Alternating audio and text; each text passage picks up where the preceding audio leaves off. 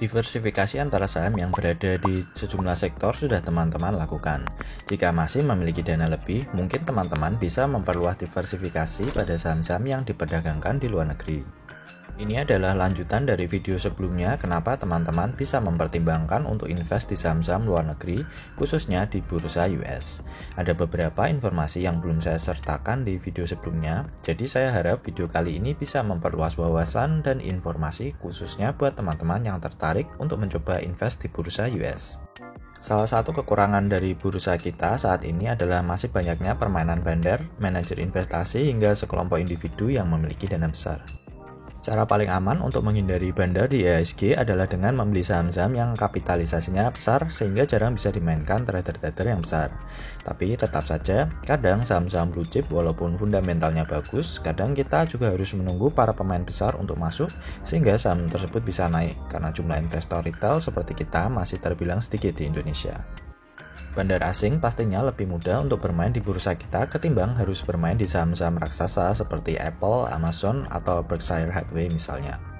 Ibaratnya semakin dalam air semakin tenang pergerakannya. Semakin besar sebuah saham maka semakin sedikit bandar yang bisa menggerakkan harga sedemikian rupa. Di luar negeri khususnya di US walaupun permainan bandar pasti ada, tapi setidaknya pergerakan saham-saham blue chip di sana tidak mudah dimainkan oleh sekelompok individu tertentu. Sebagai contoh, sahamnya Apple saat ini memiliki kapitalisasi 20.000 triliun. Contoh lain saham McDonald's yang market cap-nya mencapai 2.000 triliun. Di Indonesia sendiri saat ini saham BBCA memiliki kapitalisasi yang terbesar dengan 600 triliun. Bisa teman-teman bandingkan sendiri untuk saham-saham lainnya. Jika bandar di IHSG temannya hanya investor-investor retail lokal seperti kita, di bursa US jumlah investor retail sangat besar karena semua orang dari seluruh dunia bisa membeli saham-saham di bursa US. Jadi pengaruh permainan harga dari pemain-pemain besar kepada sebuah saham relatif lebih kecil. Tapi untuk poin pertama ini lebih ke opini pribadi saya, jadi teman-teman harus bisa menilai sendiri-sendiri. Poin berikutnya adalah tentang visi. Investasi adalah tentang masa depan. Sama seperti membuka sebuah bisnis, kita perlu melihat apakah perusahaan yang akan kita beli sahamnya memiliki potensi masa depan atau tidak. Nah, ini kadang menjadi salah satu kekurangan pada perusahaan-perusahaan di Indonesia, di mana saat ini Indonesia masih kekurangan saham-saham yang berada di bisnis yang unik atau model bisnisnya lain daripada yang lain. Kebanyakan saham-saham favorit di IHSG adalah saham-saham seperti BCA, BRI, Unilever, Indofood, di mana saham-saham ini bisnisnya sangat konvensional atau dalam kata lain potensi growth kedepannya akan terbatas dan agak susah untuk scaling up lagi. Sebagai contoh, saat ini perusahaan lokal yang memiliki model bisnis yang sangat potensial adalah Gojek. Itu pun belum IPO. Selain Gojek, apakah teman-teman tahu perusahaan publik yang memiliki model bisnis yang lain daripada yang lain? Saya suka membeli saham-saham di US karena kita bisa mengaplikasikan visi masa depan dengan membeli perusahaan-perusahaan yang sesuai dengan ramalan kita tentang masa depan. Contohnya, jika kita percaya bahwa suatu saat electric vehicle akan meledak, kita bisa membeli Tesla, perusahaan yang dipimpin oleh Elon Musk. Jika kita percaya suatu saat kita bisa berwisata ke bulan, kita bisa mulai berinvestasi pada Virgin Galactic, perusahaannya Richard Branson.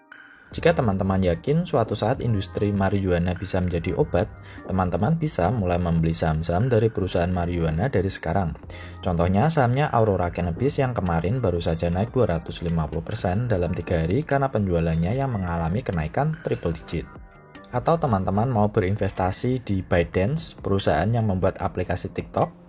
Walaupun saat ini baru wacana untuk go public, tapi teman-teman tidak mungkin bisa membeli di bursa kita. Menjadi investor adalah tentang memprediksi masa depan, bukan melihat data historis. Saham adalah seni. Jika teman-teman ingin menjadi investor yang cuannya ratusan atau ribuan persen di masa depan, maka teman-teman juga harus berani mengambil resiko dengan membeli saham-saham yang memiliki visi hebat yang belum banyak investor yang tahu walaupun belum menghasilkan laba, seperti yang para angel investor lakukan.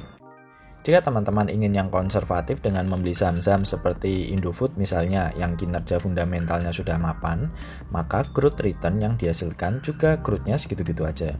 Tapi teman-teman jangan salah tangkap kalimat ini ya. Investasi di perusahaan-perusahaan yang kinerjanya sudah terbukti bagus itu tidak ada salahnya. Hanya konteks saja di topik video kali ini. Di Indonesia saya percaya pasti ada saham-saham yang memiliki potensi, tapi masalahnya masih susah mencari informasi jika Anda bukan orang dalam dan atau tidak memiliki koneksi ke perusahaan tersebut. Kelebihan lain jika kita invest melalui sekuritas luar negeri adalah sulitnya withdraw.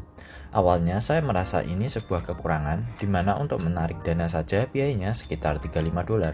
Ini juga belum termasuk lamanya proses pencairan dana.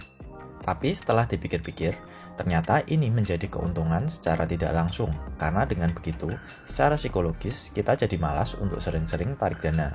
Kadang kemudahan di sekuritas lokal dalam menarik dana justru membuat kita jadi sering menarik dana investasi karena kebutuhan-kebutuhan tertentu. Dana yang kita kirimkan ke sekuritas di luar negeri akan otomatis dikonversi menjadi US dollar. Dengan kata lain, selain nabung saham, kita juga otomatis akan menabung dolar. Teman-teman pasti tahu nilai dolar yang selama ini terus mengalami peningkatan jika dibandingkan dengan rupiah.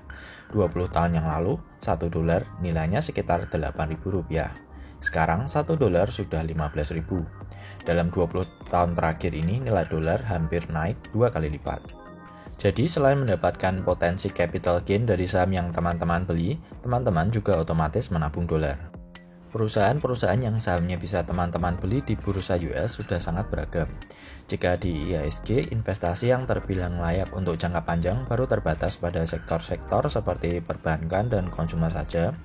Di US, teman-teman bisa expand ke saham-saham yang berada di industri yang lebih spesifik.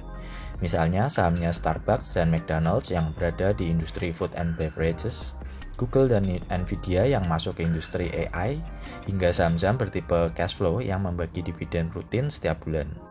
Jika di IHSG saham pembagi dividen nomor 1 adalah BBRI saat ini, itu pun hanya membagi dividen sekali dalam setahun.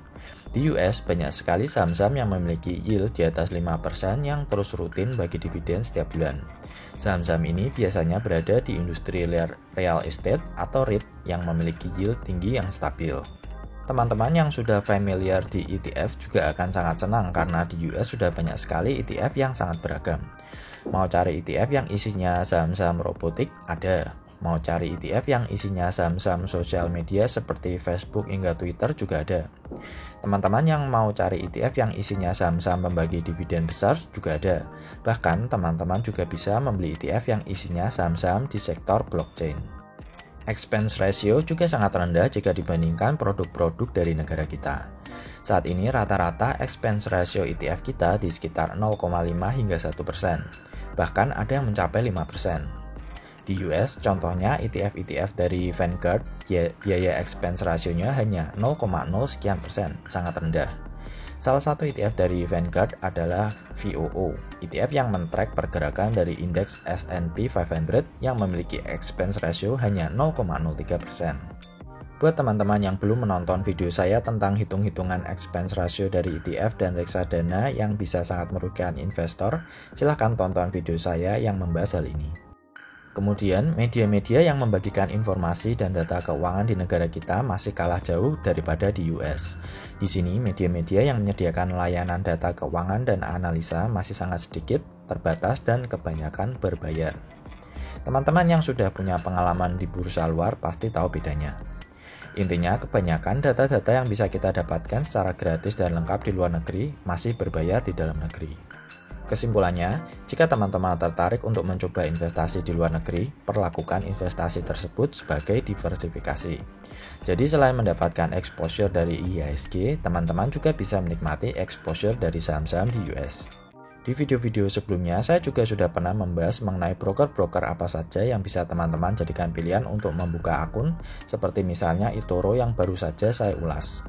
Silahkan tonton video-video tersebut dan pelajari lebih lanjut plus minus dari setiap broker. Baik saham lokal maupun luar negeri pasti memiliki resiko masing-masing. Saya harap teman-teman bisa memanage resiko sebaik-baiknya. Oke, klik like jika video ini bermanfaat bagi teman-teman dan jangan lupa subscribe.